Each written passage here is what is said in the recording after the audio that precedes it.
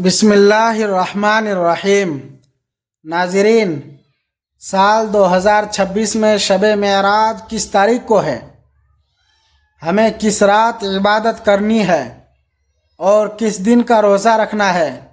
نیز شب معراج میں جو نوافل پڑھے جاتے ہیں ان کا طریقہ، نیت اور رکعات کی حقیقت کیا ہے؟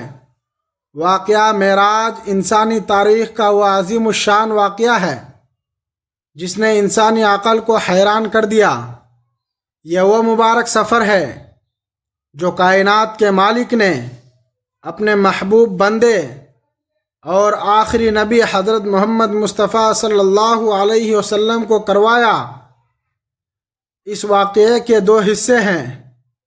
پہلا حصہ اسرار کہلاتا ہے، جس میں آپ صلی اللہ علیہ وسلم کو رات کے ایک مختصر حصے میں مسجد حرام سے مسجد اقصیٰ تک لے جایا گیا، اور دوسرا حصہ معراج ہے جس میں آپ صلی اللہ علیہ وسلم نے آسمانوں کی سیر کی، سدرۃ المنتہا تک پہنچے اور اللہ رب العزت سے بلا واسطہ گفتگو کا شرف حاصل کیا۔ یہ سفر محض کوئی خواب نہیں تھا، بلکہ امت کے تمام بڑے علماء کے مطابق اللہ تعالیٰ نے آپ صلی اللہ علیہ وسلم کو جسم اور روح کے ساتھ یہ مشاہدہ کروایا۔ اسی سفر کے دوران آپ صلی اللہ علیہ وسلم تمام انبیاء کرام کی امامت فرمائی، جو آپ کے تمام نبیوں کے سردار ہونے کی کھلی دلیل ہے۔ معراج کا سب سے بڑا تحفہ امت کے لیے 5 وقت کی نماز ہے، جو پہلے 50 تھی اور پھر اللہ کی رحمت سے 5 کر دی گئی، مگر ثواب 50 کے برابر ہی رکھا گیا۔ یہ واقعہ ہجرت سے کچھ عرصہ پہلے پیش آیا، جب آپ صلی اللہ علیہ وسلم سخت آزمائشوں کے دور سے گزر رہے تھے۔ اللہ تعالیٰ نے اپنے نبی کو اپنی نشانیاں دکھا کر تسلی دی اور کائنات کے چھپے ہوئے رازوں سے پردہ اٹھایا۔ اس واقعے کا ذکر قرآن کریم کی سورہ بنی اسرائیل اور سورہ نجم میں وضاحت کے ساتھ موجود ہے، جو اس کے سچ ہونے پر مہر تصدیق ثبوت کرتا ہے۔ ایک مسلمان کے لیے معراج کا پیغام یہ ہے کہ وہ اللہ تعالیٰ کی قدرت پر پورا یقین رکھے اور نماز کو اپنی زندگی کا لازمی حصہ بنائے، کیونکہ نماز ہی مومن کی معراج ہے۔ یہ وہ مبارک گھڑی تھی جب کائنات کے امام نے براق پر سوار ہو کر وقت اور جگہ کی قید سے آزاد ہو کر وہ سفر طے کیا جو انسانی سوچ کی پرواز سے بھی کہیں اونچا ہے۔ اس سفر میں آپ صلی اللہ علیہ وسلم نے جنت اور دوزخ کے مشاہدات کیے، جہاں نیکیوں کے لیے تیار انعامات اور گناہگاروں کے لیے مقرر سزاؤں کو خود اپنی آنکھوں سے دیکھا۔ آپ صلی اللہ علیہ وسلم نے دیکھا کہ کس طرح اعمال کی بنیاد پر انسان کا انجام ہوتا ہے، جو رہتی دنیا تک کے لیے ایک سبق ہے۔ اسی سفر معراج میں آپ صلی اللہ علیہ وسلم کی ملاقات مختلف آسمانوں پر بڑے مرتبے والے انبیاء کرام سے ہوئی، جن میں حضرت آدم علیہ السلام، حضرت عیسیٰ علیہ السلام، حضرت یحییٰ علیہ السلام، حضرت یوسف علیہ السلام، حضرت ادریس علیہ السلام، حضرت ہارون علیہ السلام، حضرت موسیٰ علیہ السلام اور حضرت ابراہیم علیہ السلام شامل تھے۔ ہر نبی نے آپ صلی اللہ علیہ وسلم کا شاندار استقبال کیا اور آپ کی نبوت کی تصدیق کی۔ یہ عظیم الشان سفر اس وقت پیش آیا جب مکہ کے مشرکوں نے آپ صلی اللہ علیہ وسلم پر زمین تنگ کر دی تھی، اور آپ کے مخلص ساتھی حضرت ابو طالب اور رفیق حیات حضرت خدیجہ رضی اللہ تعالی عنہا وفات پا چکی تھیں۔ اس غم کے سال میں اللہ تعالیٰ نے اپنے حبیب کو آسمانوں پر بلا کر یہ عزت بخشی کہ پوری کائنات آپ کے قدموں تلے ہے۔ معراج کی رات کی سب سے بڑی اہمیت یہ ہے کہ یہ اللہ سے قربت کی وہ انتہا ہے جہاں حضرت جبرائیل علیہ السلام بھی سدرۃ المنتہا پر رک گئے، لیکن حضور پاک صلی اللہ علیہ وسلم اس سے بھی آگے تشریف لے گئے۔ یہ وہ مقام تھا جہاں اللہ تعالی اور اس کے رسول کے درمیان کلام ہوا اور امت کے لیے وہ احکامات جاری ہوئے جو انسانیت کی نجات کا ذریعہ ہیں۔ معراج محض ایک معجزہ نہیں بلکہ عمل کی دعوت ہے کہ مومن اپنی روح کو نماز کے ذریعے اتنا بلند کرے کہ وہ دنیا کی پستیوں سے نکل کر اللہ کے قرب کی معراج حاصل کر لے۔ اس سفر نے ثابت کر دیا کہ اللہ تعالیٰ کی قدرت کے سامنے کوئی بھی چیز ناممکن نہیں ہے، اور جب اللہ کسی بندے کو نوازنا چاہے تو تمام دنیاوی اسباب پیچھے رہ جاتے ہیں۔ اس عظیم سفر کی تفصیلات میں یہ بھی شامل ہے کہ جب آپ صلی اللہ علیہ وسلم مسجد اقصی پہنچے تو وہاں تمام انبیاء کی روحیں موجود تھیں جو آپ کے انتظار میں صفیں بنائے کھڑی تھیں۔ حضرت جبرائیل علیہ السلام نے آپ کو مصلی پر کھڑا کیا اور آپ نے سب کی امامت فرمائی۔ یہ اس بات کا اعلان تھا کہ آپ کی شریعت پچھلی تمام شریعتوں کو ختم کرنے والی اور آپ کا مقام تمام رسولوں سے بلند ہے۔ اس کے بعد آسمانوں کا سفر شروع ہوا۔ پہلے آسمان پر حضرت آدم علیہ السلام سے ملاقات ہوئی، جنہوں نے آپ کو دیکھ کر نیک بیٹے اور نیک نبی کے الفاظ سے خوش آمدید کہا۔ دوسرے آسمان پر حضرت یحییٰ اور حضرت عیسیٰ علیہ السلام نے استقبال کیا۔ اسی طرح ہر آسمان پر ایک نئی عظمت اور نئی نشانی کا مشاہدہ کرایا گیا۔ ساتویں آسمان پر حضرت ابراہیم علیہ السلام کو بیت المعمور سے ٹیک لگائے دیکھا، جہاں روزانہ 70,000 فرشتے طواف کے لیے آتے ہیں، اور جو ایک بار آ جائے اس کی باری دوبارہ کبھی نہیں آتی۔ اس کے بعد سدرۃ المنتہا کا مقام آیا جو مخلوق کے علم کی آخری حد ہے۔ وہاں سے آگے کی منزل صرف اللہ کے حبیب کے لیے مخصوص تھی۔ آپ صلی اللہ علیہ وسلم نے وہاں اللہ تعالیٰ کا قرب حاصل کیا اور وہ انوار، وہ روشنیاں دیکھیں جن کا بیان انسانی زبان کے بس میں نہیں۔ اسی موقع پر سورہ بقرہ کی آخری آیات اور نماز کا عظیم تحفہ ملا۔ جب آپ صلی اللہ علیہ وسلم واپس تشریف لائے اور صبح اس واقعے کا تذکرہ کیا تو مشرکین نے مذاق اڑایا، لیکن حضرت ابو بکر صدیق رضی اللہ عنہ نے بغیر کسی ہچکچاہٹ کے اس واقعے کی تصدیق کی اور صدیق کا لقب پایا۔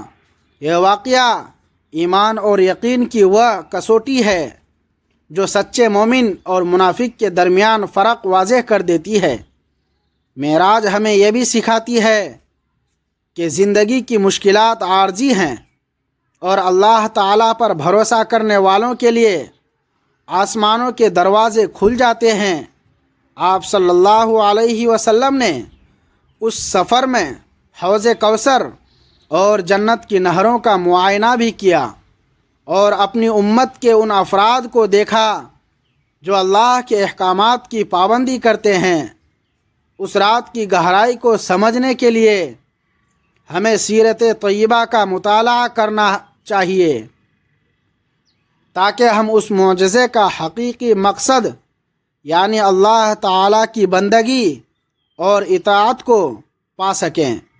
معراج کا پیغام پوری دنیا کے لیے ہے، جو رہتی دنیا تک ہر انسان کو یہ بتاتا رہے گا کہ انسان اگر اللہ کا مخلص بن جائے تو کائنات کی کوئی بھی طاقت اس کی راہ میں رکاوٹ نہیں بن سکتی۔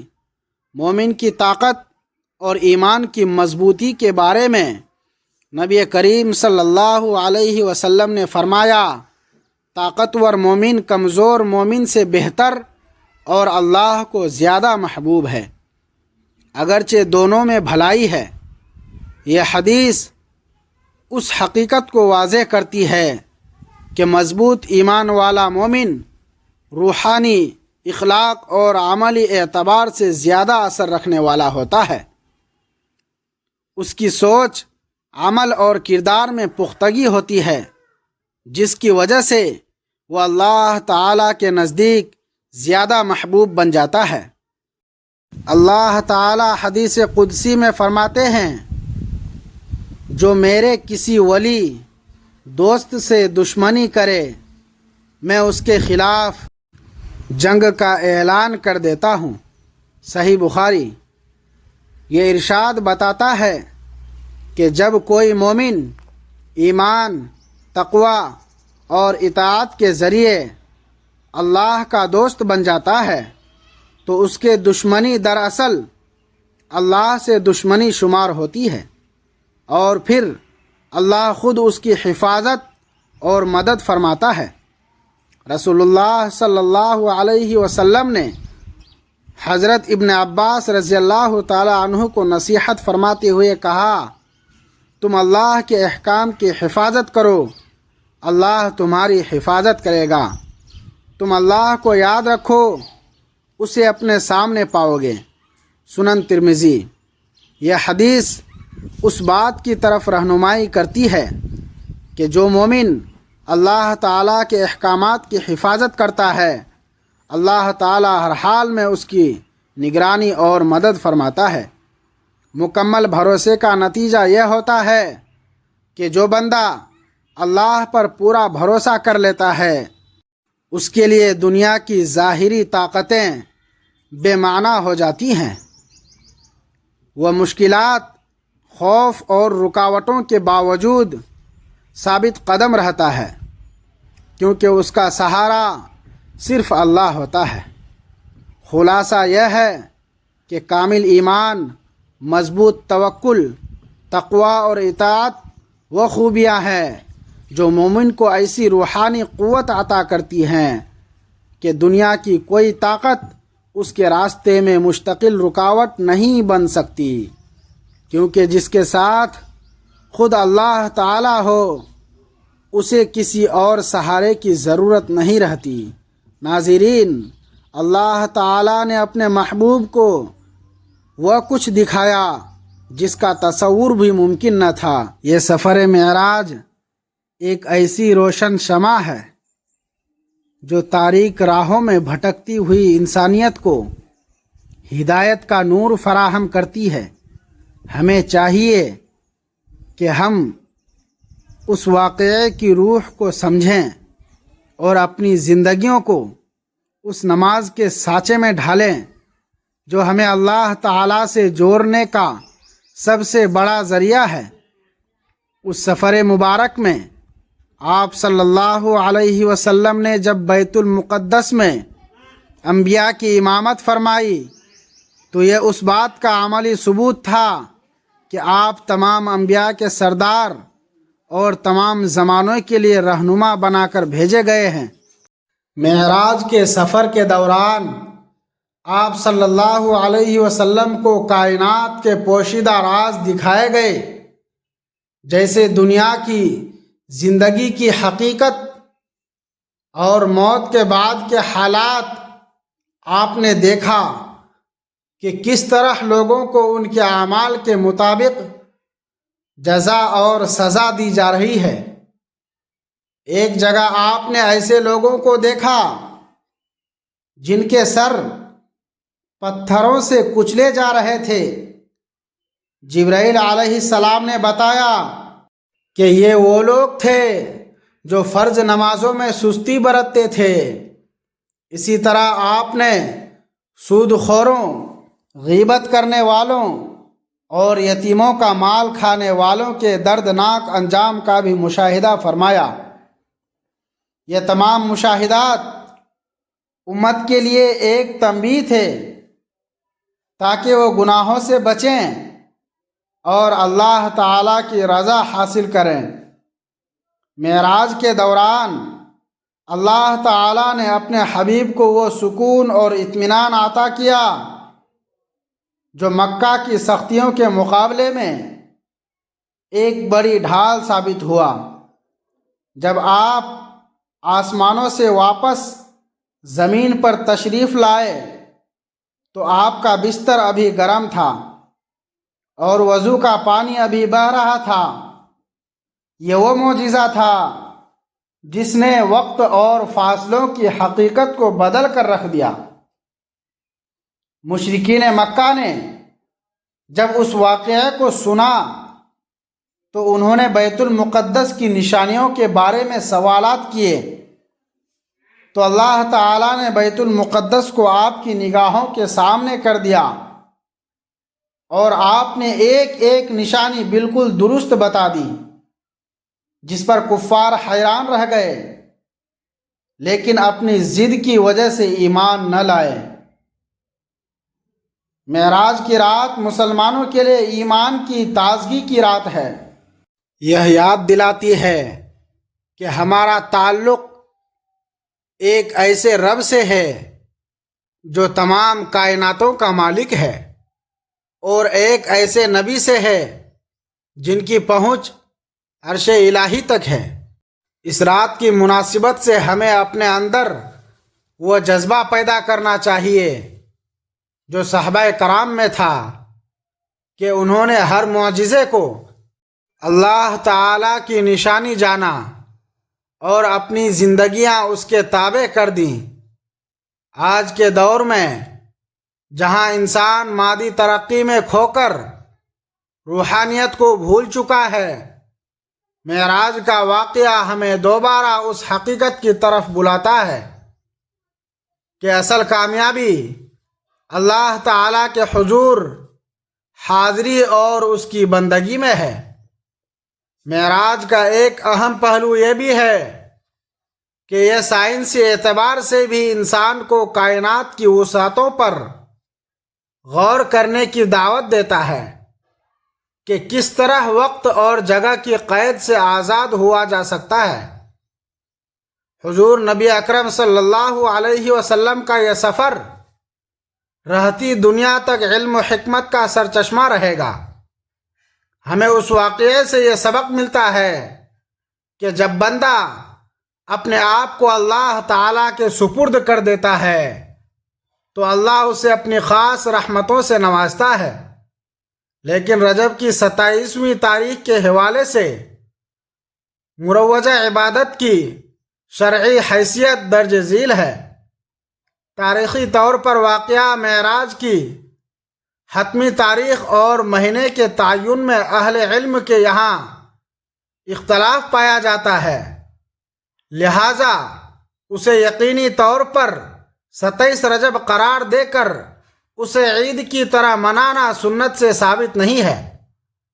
جہاں تک اس رات کی مخصوص 12 رکعت نماز کا تعلق ہے تو قرآن اور حدیث میں اس رات کے لیے کوئی خاص نماز یا مخصوص طریقہ منسوب نہیں، البتہ نماز تہجد جو کہ رات کے آخری حصے میں پڑھی جاتی ہے وہ فرض کے بعد سب سے افضل نماز ہے، جسے آپ کسی بھی رات بشمول اس رات کے ادا کر سکتے ہیں، لیکن اسے شب معراج کی مخصوص سنت یا واجب سمجھنا درست نہیں۔ اسی طرح 27 رجب کے روزے کے حوالے سے جو فضائل بیان کیے جاتے ہیں کہ اس کا ثواب 60 مہینوں یا کئی سالوں کے برابر ہے، یہ روایت تحقیق کے مطابق سخت ضعیف یا من گھڑت ہیں، لہٰذا اس دن کا روزہ رکھنا نفل کے طور پر تو جائز ہے، مگر اسے ایک لازمی شرعی حکم یا مخصوص فضیلت والا دن سمجھنا درست نہیں ہے۔ اس رات میں کی جانے والی عبادت کو 100 سال کی عبادت کے برابر قرار دینا بھی ثابت نہیں ہے، کیونکہ ایسی فضیلت قرآن نے صرف شب قدر کے لیے خاص کی ہے۔ سال 2026 میں پاکستان و بھارت میں شب معراج غالباً 16 جنوری بروز جمعہ کی رات سے شروع ہوگی اور 17 جنوری بروز ہفتہ کو 27 رجب کا دن ہوگا۔